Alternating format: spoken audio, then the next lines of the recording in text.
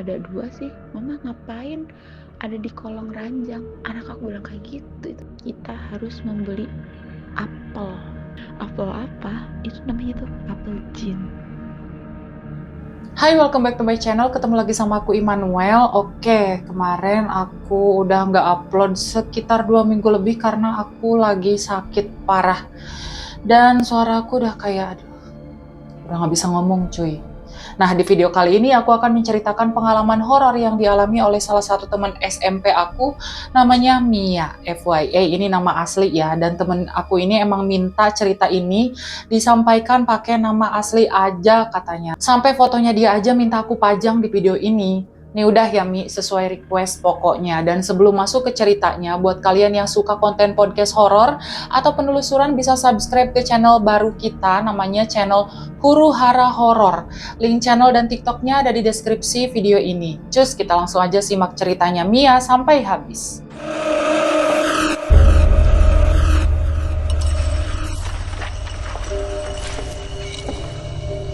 Kejadian ini berawal sejak Mia dan suaminya menempati rumah baru di sekitar tahun 2012. Singkatnya, mereka menikah dan memutuskan untuk tinggal terpisah dari orang tuanya. Biasalah, senyaman-nyamannya pondok mertua, gak senyaman rumah sendiri, ya kan? Dan mereka beli rumah yang udah jadi bukan bangun dari nol, paham lah ya.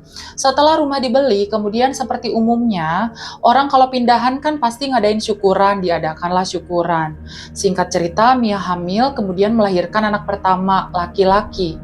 Long story short, anaknya udah gede, menginjak usia 2 tahun. Di suatu malam, anaknya Mia yang kita sebut aja nama anaknya Steven ya. Nah, si Steven ini waktu itu posisinya lagi baring di dipan, sementara si Mia lagi ngelipetin baju sambil duduk gitu. Namanya anak kecil lagi main-main gitu, tiba-tiba si Steven ini beranjak dari atas kasur, dia iseng nengok ke kolong tempat tidur emaknya. Posisinya nungging gitu dari atas, karena tempat tidur si Mia ini bukan spring bed, jadi modelan tempat tidur dipan yang ada kolongnya. Nah, di situ si Steven ngeliat si Mia lagi baring juga di bawah kolong tempat tidur, tapi wajahnya si Mia ini menghadap ke arah si Steven yang lagi ngintip kolong tempat tidur itu. Jadi posisi mereka berdua itu sempat saling tatap. Nah, lihat sosok emaknya ada di bawah kolong tempat tidur, si Steven nanya lah ke emaknya, "Mama kok ada 2 sih? Mama ngapain ada di kolong ranjang?" Si Mia denger anaknya ngomong gitu, sontak kaget dong. Dia bilang, "Apa sih yang? Mama kan ada di sini," katanya. Terus si Steven bilang, "Iya, Mama ada di sini." Terus itu di kolong ranjang juga ada Mama lagi tidur. Di situ nggak pakai bu, si Steven langsung digendong sama si Mia, terus mereka kabur ke rumah mamahnya si Mia. Karena posisinya waktu itu suaminya Mia lagi ada di luar kota, terus kata mamanya si Mia ini, "Ya udah kamu sama Steven tidur di sini aja." Nah, semenjak anaknya si Mia yang si Steven itu ngelihat mamanya ada di kolong kasur, semenjak itulah rumah yang ditempati mereka hawanya jadi beda, Banyak hal yang aneh di rumahnya si Mia ini. Dari arah ruang tamu rumahnya si Mia ada pintu yang tembus ke dapur. Nah, sebelah kanan pintu arah ke dapur itu posisinya ruang makan, ruang laundry, dan ke sebelah sananya lagi ada kamar mandi. Dan area ruangan itu lampunya selalu dimatikan sama si Mia kecuali dapur. Setiap malam kalau si Mia mau ke dapur, otomatis pasti lewatin area itu. Nah, di area itu, Mia selalu merasa pengen banget menoleh ke ruang makan. Dan sesekali Mia selalu merasa di ruangan itu ada sosok yang memperhatikan dia dan senyum menyeringai ke dia.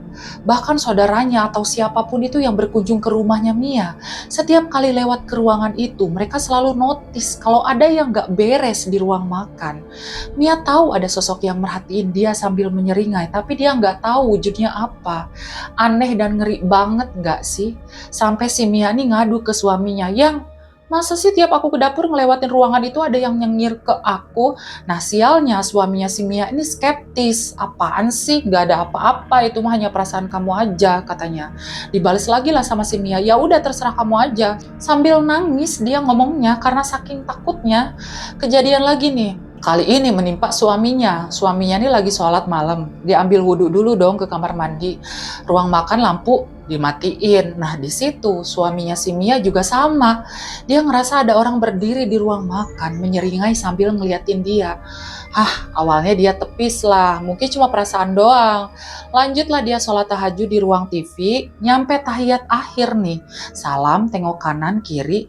Tiba-tiba di belakang suaminya si Mia ada yang ngikutin ngucap salam juga. Jadi dia sholat sendiri posisinya, tiba-tiba ada yang jadi makmum di belakangnya dia.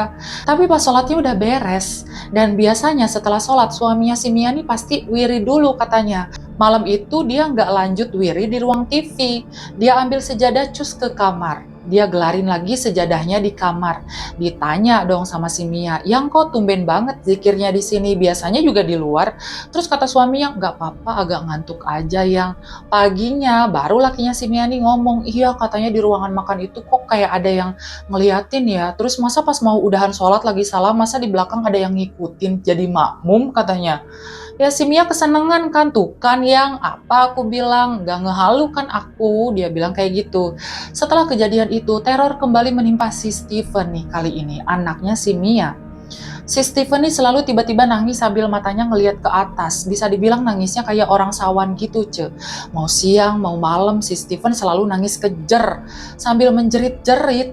Si Mia nih bingung, ngadulah dia ke emak sama bapaknya. Mah, Pah, aku bingung, ini si Steven aneh banget. Coba dong tolong kalian nginep di rumah aku, karena aku capek siang malam aku nggak bisa tidur.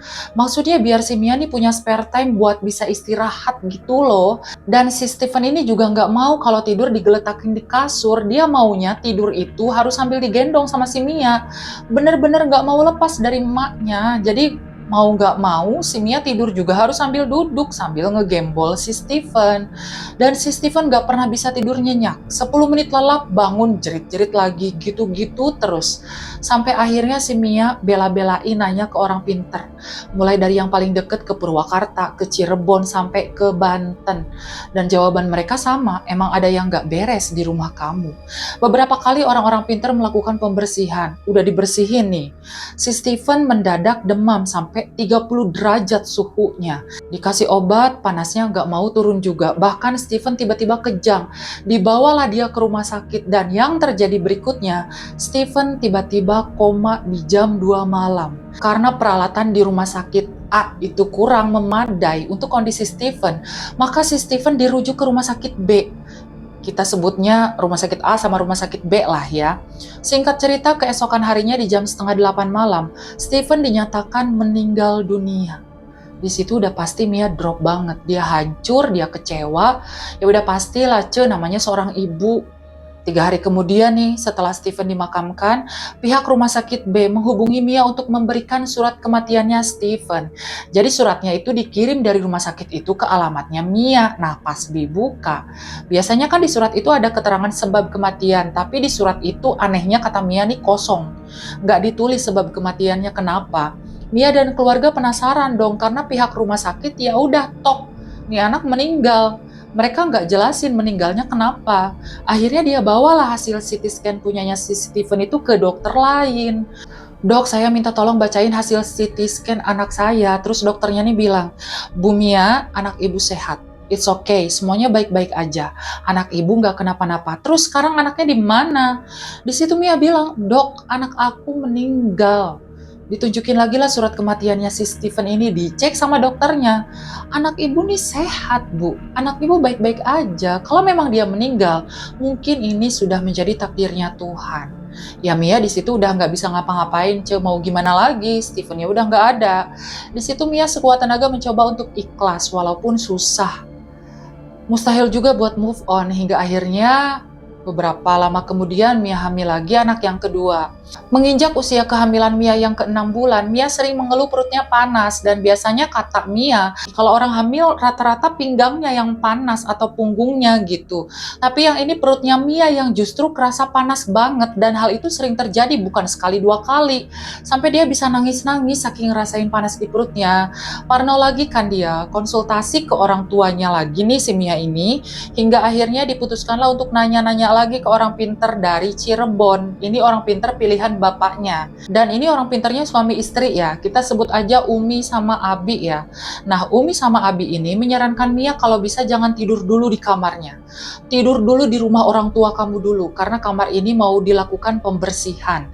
Satset, dibersihkan, kayak dibaca-bacain gitu.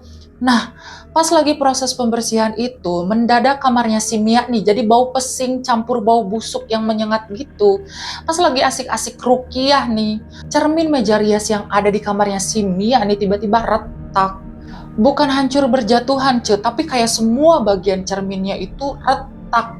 Dan retakannya itu full, emang full secermin-cermin segede hohah itu. Long story short, selesailah tuh kamarnya di Rukia dan aroma busuk dari dalam kamarnya Mia lambat laun menghilang. Besoknya Mia dapat penjelasan dari Umi sama Abi. Umi sama Abi bilang kalau Mia, weton kamu itu weton tulang wangi. Tahu kan weton tulang wangi? Namanya tulang wangi itu rentan dengan hal-hal yang begituan. Nggak beda jauh sama aku sih sebetulnya. Bedanya kalau aku emang turunan dari kakek. Oke, balik lagi ke si Mia ya. Nah, si Uminya ini bilang, ini anak kamu lagi diincer ini. Ada sesuatu di dalam perut kamu ini. Dan itu harus dikeluarkan. Nah, tiba-tiba si Uminya ini ngisep udelnya si Mia dan pas diisep, dari pusarnya si Mia itu keluar 2 batu warnanya hitam pekat sebesar biji salak. Dan setelah itu perutnya si Mia tiba-tiba kerasa adem. Si Abi sama si Umi ini bilang, ini batu kalau nggak dikeluarin, usia kandungan kamu hanya akan bertahan sampai 7 atau 8 bulan. Si Mia kaget kan, jiper dia, loh kok bisa gitu? Karena kamu itu tulang wangi, dan makhluk yang ada di tempat ini energinya besar dan dia mengincar jabang bayi yang dikandung oleh Mia. Orang yang wetonnya tulang wangi. Mia emang gak jelasin sosoknya kayak gimana, yang jelas setan, iblis, atau apapun itulah. Energinya jahat banget yang ada di rumah itu. Dan sekarang makhluk itu mengincar bayi yang ada di dalam kandungan kamu. Dia masih menginginkan bayi yang dikandung oleh weton tulang wangi. Terus kata si Mia, masih menginginkan? Maksudnya gimana? Dibilang lagi, kamu pernah kehilangan satu anak kamu yang sebelumnya kan? Itu perbuatan makhluk yang ada di rumah ini. Dan kalau nggak diselesaikan, bayi yang ada di dalam kandungan Mia akan meninggal saat menginjak usia 7 atau 8 bulan. Di situ Mia ketakutan, ya iyalah. Belum habis traumanya dia kehilangan Steven, anaknya yang belum lahir, sekarang udah diincer. Yang ada waktu itu si Mia ini stres sampai perutnya sempat mengalami kontraksi. Akhirnya bayi yang ada di perutnya si Mia ini benar-benar dipantau nih sama keluarganya. Pokoknya nggak lepas juga dari pantauan Umi dan Abi. Hingga akhirnya anak keduanya Mia ini lahir dan jenis kelaminnya laki-laki juga. Kita panggil anak keduanya Mia ini Coki aja kali ya. Nah, Cokinya lahir aman tuh sampai usianya Coki menginjak setahun lebih.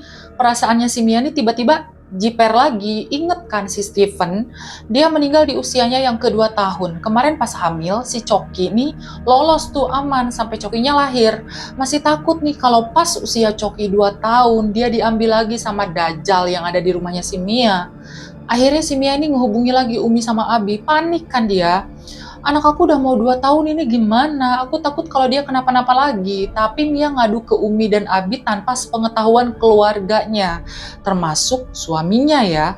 Bener aja Coki ini masih aja diincar sama makhluk itu. Karena kenapa? Si Coki ini mengalami hal serupa seperti yang dialami Steven dulu. Dia sering nangis sampai kejer dan plot twistnya. Kakak-kakaknya si Mia ini baru cerita juga kalau mereka pernah mengalami hal serupa. Setiap anak laki-laki yang lahir dari garis keturunan bapaknya si Mia, itu pasti ada yang meninggal. Anak laki-laki ya. Akhirnya dicari solusinya sama Umi dan Abi. Ada solusinya nak, kamu harus beli apel jin. FYI aku baru denger apel jin ini loh, serius. Apakah itu apel yang ditanam oleh jin atau apel tapi goib? Aku sempet nanya ke teman-teman aku, katanya apel jin itu semacam benda yang ditanam gitu. Bisa dipakai sebagai penghalau, bisa juga dipakai sebagai jimat, cenah. Koreksi ya kalau salah, si Mia nih nggak tahu bentukannya apel itu kayak gimana, karena dia taunya oke, just apple.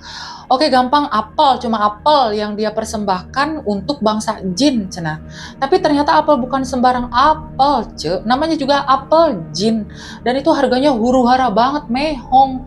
17.800.000 katanya. Masalahnya si Mia nggak punya duit sebanyak itu. Mau nggak mau dia minta dong sama lakinya. Nah, si suaminya ini malah skeptis. Ngapain sih beli beli apel jin mahal-mahal gitu, mending uangnya ditabung buat masa depan anak kita. Katanya si Mia nih marah. Kamu gak takut ya anak kamu begini begitu? Gimana kalau kejadian ke Steven dulu terulang lagi? Karena FYI, setiap Jumat nih kan Mia sama suami dan anaknya yang sekarang rutin nih ziarah ke makamnya Steven. Di situ suaminya luluh nih, karena dia juga nggak mau kejadian Steven keulang lagi begitu mereka ziarah ke makam itu. Nah si Mia nih ngomong, emang sempet ngomong dia, yang kamu nggak kasihan ya sama anak kamu? Gimana nanti kalau misalkan anak kamu terjadi lagi kayak si Steven? Aku nggak mau, aku takut. Hingga akhirnya suaminya nurut, dikasihlah tuh duit buat beli apel jin. Dan si Mia nih nggak tahu itu apel bentukannya kayak gimana aslinya. Dia taunya bentukannya emang apel bulat, tapi kayak dibungkus pakai kain putih gitu. Dan apel itu diberikan sebagai korban untuk ganti anaknya Mia yang akan diambil. Dilakukanlah ritual dan setelah itu selesai, anaknya Mia yang laki-laki ini udah nggak diambil. Lewat usia 2 tahun aman. Tapi apakah teror di rumahnya Mia selesai juga? Belum, Cek. Itu makhluk yang sering kali nampakin menyerupai si Mia masih suka ganggu. Long story short nih, si Mia nih hamil anak ketiga, kali ini berhasil lahir dengan selamat juga. Anak ketiganya perempuan, dan waktu itu Mia kayak buka usaha kedai kecil-kecilan gitu di rumahnya.